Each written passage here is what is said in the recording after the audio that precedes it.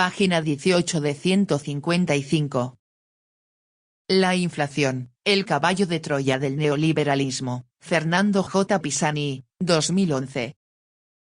Ensayo acerca de las teorías sobre la inflación y sus implicancias económicas, políticas y sociales. Primera parte, las 4 principales explicaciones sobre la inflación del pensamiento hegemónico. 1.2. ¿Dónde está el error de la teoría cuantitativa de la moneda? Ya vimos a dónde conduce esta teoría. También podemos imaginarnos a quiénes beneficia, pero ¿dónde está su error? Pero antes de adentrarnos en él, reconozcamos que puede ocurrir que una impresión desmedida y descontrolada de billetes termine provocando una gran inflación. El mejor ejemplo de ello fue en Alemania bajo la República de Weimar. Cuando Alemania pierde en la Primera Guerra Mundial, los países vencedores, a través del Tratado de Versalles, obligándola a pagar grandes indemnizaciones económicas a los países victoriosos, por daños y gastos de la guerra. Eso, sumado a la grave crisis política y social interna, los conflictos de clase y el caos, produjo un descalabro económico y social que el gobierno trató de paliar imprimiendo billetes. Y así se produce una inflación de más de 1.000 millones % en un par de años. El dólar pasó de 17.972 marcos a 350.000 en julio, 1 millón a comienzos de agosto, 4 millones a mediados de mes, y 160 millones a finales de septiembre. El derrumbe del marco fue tan absoluto que dejó de funcionar como valor de cambio, con el consiguiente colapso de la economía alemana. Para octubre de 1923, el 1% de los ingresos gubernamentales procedían de los cauces habituales, y el 99% de la emisión de nueva moneda. En torno al 15 de noviembre se pagaba la inimaginable cantidad de 4.2 millones de marcos por un único dólar. Claro que la causa no fue meramente la impresión de billetes, sino un conjunto de factores, la mayoría extramonetarios, aunque por supuesto también influyó y mucho la política monetaria. Cuando Samuelson, Paul Anthony, 1915-2009, economista neoclásico, lectura obligada en las universidades argentinas, decía que, en arreglo a esta teoría, se llega a la importante conclusión de que el nivel de precios es directamente proporcional a la cantidad de dinero existente y viceversa, la cantidad de dinero que la gente declara poseer es directamente proporcional a los precios. Intenta transformar una verdad de perogrullo en una teoría. Existe una relación que nadie puede negar entre la masa de dinero circulante y el nivel de precios. En términos generales y en un razonable periodo de tiempo la tendencia es que exista un equilibrio entre la oferta y la demanda, por lo que cae de maduro que para que se cumpla ese equilibrio debe existir una masa de dinero circulante capaz de comprar lo que se venda. Si esa masa de dinero fuera menor no podría comprarse todo, por lo no se equilibraría la oferta y la demanda. Y si la masa de dinero fuera mayor tampoco se equilibraría la ecuación, porque habría entonces un sector demandante, con plata en mano, que no podría comprar nada. Y el pegamento capaz de unir los pedazos rotos y huecos de este esquema ideal lo constituyen los precios. Todo se compensa con una suba o baja de los precios para compensar las diferencias de la oferta y la demanda y así alcanzar el idílico equilibrio. TV escribe. Cuando suben los precios, los humanos inteligentes dejan de comprar basura industrial. Dejan de comer y beber enlatados, embutidos, pan industrial, bebidas azucaradas, cerveza, cigarros, y etc. Dejan de andar de turistas. Y no acuden al cine, al teatro, a los conciertos y toda esa porquería social. Si no hay consumo, viene la decadencia del sistema económico. La civilización se sustenta en el consumo degenerado y bestial. Y claro, en ese paraíso de un mercado ideal sin que nadie pueda dominar nada, es decir, sin monopolios, una inyección extra de dinero provocaría necesariamente una subida de los precios. Tal es más o menos el razonamiento simplificado de estos monetaristas. En realidad esta teoría es más compleja y tiene muchas variantes, incorporando otras variables, entre otras la velocidad de circulación de la moneda, etc. Pero para entender el tema, especialmente entre los no economistas, el ejemplo vale. Según esta variante, el nivel general de precios varía en razón directa de la cantidad de dinero y de su velocidad de circulación, y en razón inversa del volumen de mercancías y servicios que pueden ser comprados mediante el dinero. Lester Chandler. Teoría monetaria.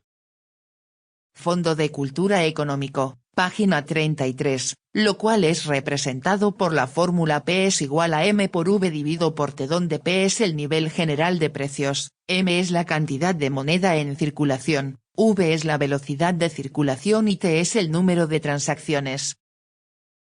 El primer error de esta teoría es suponer que las mercancías entran en las operaciones de cambio del mercado sin un precio y que éste aparece o varía luego, de acuerdo a la variación de la masa monetaria. Podemos imaginarnos que quien va a poner o subir un precio mira por la ventana y trata de ver cuánta es la cantidad de plata circulante y en función de eso sube o baja el precio. Y los más eruditos se ponen con un cronómetro para ver por la ventana además cuánto de rápido van circulando los billetes y así poner los precios. Peor aún, ese planteo parte de la base de suponer que la propia moneda entra al mercado sin valor, es decir, ni las mercaderías entran al mercado con precio ni el dinero con valor, solo allí lo adquirirían, lo que es un despropósito. En realidad, este error proviene de que su anteojera de clase le impide entender o reconocer cuestiones elementales como qué es la moneda, qué es el valor, qué es el precio y cuál su relación. Dejamos para otro capítulo el análisis de qué realmente la moneda hoy, siglo XXI, cómo se determina el valor, cómo se forma el precio. Aquí solo queremos poner en evidencia el error de pensar que las mercancías llegan al mercado sin precio y el dinero sin valor y que solo lo toman, o suben o bajan, cuando descubren la cantidad total de mercancías y circulante. Al margen de todo esto, señalemos de paso que también ya se había refutado a Ricardo la teoría monetarista y demostrado que en realidad, no es la moneda la que determina los precios, sino que son los precios los que determinan la cantidad de medios en circulación. El segundo error es suponer que estamos en un capitalismo ideal de libre competencia. Estos señores ignoran en sus análisis que esa concurrencia perfecta no existe. Que hoy y desde hace 100 años, la economía está siendo cada vez más dominada por los monopolios, trust, carteles, oligopolios, grandes corporaciones nacionales e internacionales, en fin, empresas lo suficientemente fuertes como para imponer precios o en todo caso para resistir las tendencias a la suba o a la baja de los precios. Empresas que pueden regular sus precios de acuerdo a sus intereses estratégicos, que en definitiva se reducen a defender y magnificar sus ganancias y su capital. También debemos incluir aquí a las empresas estatales, si son monopólicas o casi, que pueden fijar precios a veces más bajos del valor real, si hay un gobierno sensible a las necesidades sociales y los precios pueden ayudar o a incentivar la producción o a mejorar el ingreso real. O por el contrario, ayudar a los grandes propietarios de tierras, bancos, corporaciones, como suele ocurrir. El tercer error de la teoría cuantitativa de la moneda, más allá de su postura fetichista, es creer que no existe relación entre moneda y su uso. Incluso admitiendo por un momento los principios generales de la economía capitalista clásica y los fundamentos que dicen adherir los monetaristas, es más que evidente que no toda emisión o incremento de la moneda es causal de inflación. Generar moneda, dar un crédito por ejemplo, con fines productivos, no necesariamente va en el sentido de la inflación, sino que puede ir en contra de ella. podrá aducirse que dar créditos baratos para estimular la pequeña empresa, para aumentar la producción, genera inflación ya que subiría la demanda, pues habría obreros que cobrarían salarios, empresas que recibirían pedidos de máquinas, todo producto de ese crédito, es decir, subiría la demanda y por ende subirían los precios. Pero quienes tenemos unos cuantos años no necesitamos discutir con los economistas con fórmulas tan complejas como oscurantistas, vivimos épocas de auge económico, épocas de recesión, épocas de crédito barato, épocas de crédito caro, épocas con mucha emisión, épocas con poca y en todos los casos hubo algún tipo de inflación. Es más, durante el famoso 1-1 de Menem y de quien fue a la Universidad de Harvard en vez de la de Chicago, también tuvimos inflación entonces en dólares. Con esto se comprueba que la causa de la inflación hay que buscarla por otros lados.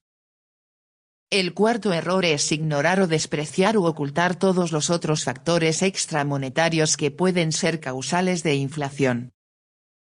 Como propician que el Estado no intervenga, no regule, y solo sirva para reprimir el descontento social y para garantizar la absoluta libertad de mercados, dan por un hecho lo que tienen que demostrar, que la inflación solo es causada por el manejo monetario, y es cierto que muchas veces existieron políticas monetarias que produjeron la inflación o contribuyeron a ella. Pero ello no los autoriza a afirmar que es la única causa la monetaria. Además, evaden la pregunta del millón, ¿por qué en esos casos el Estado hizo lo que hizo y a quién benefició? TV escribe. El neoliberalismo de los ricos procura que el Estado les deje la puerta abierta, que elimine restricciones para privatizar y hacer negocios. Y si la gente se rebela, el Estado debe reprimirla.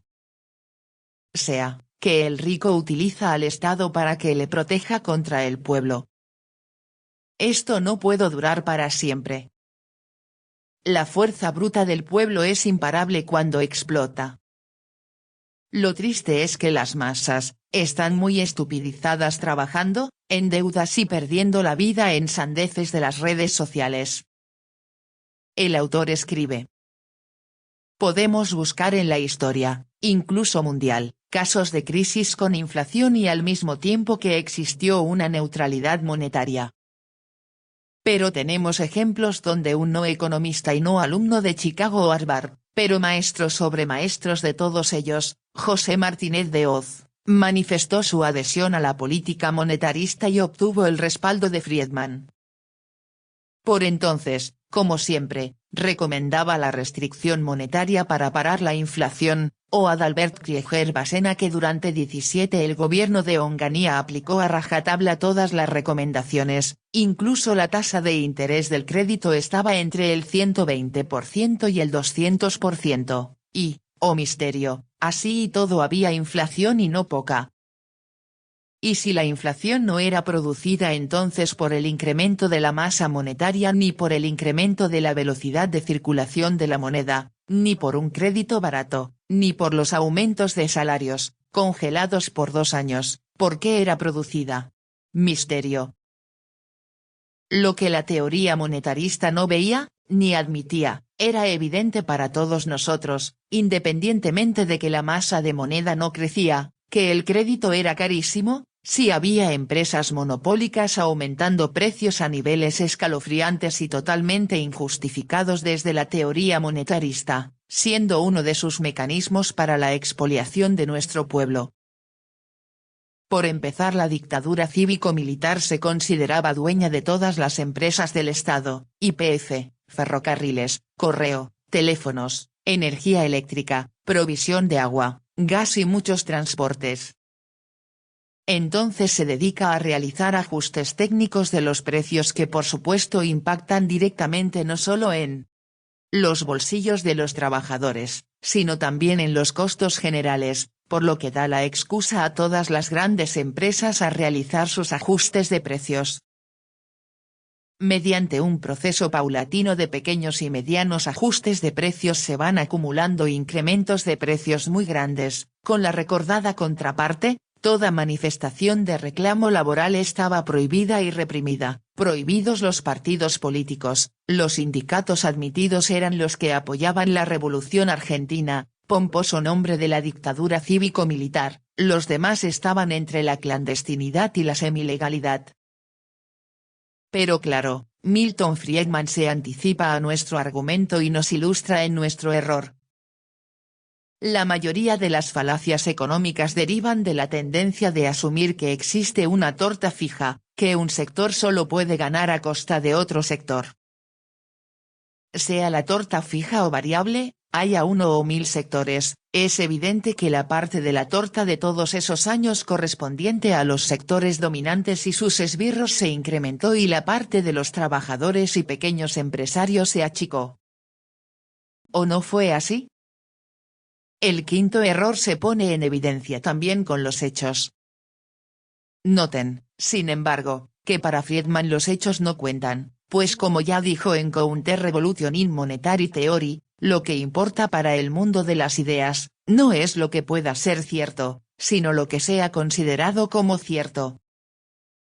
Si bien esa manera de pensar está extendida, a nosotros sí nos importa en el mundo de las ideas que ellas puedan ser ciertas.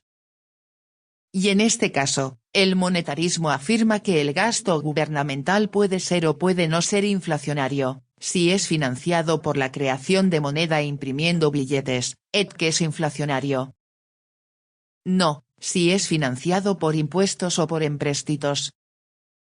Pero ocurre que durante el ministerio de Martínez de Hoz, por seguir con ese ejemplo, se aumentaron los impuestos y se tomaron muchísimos créditos tanto en el mercado externo como en el interno.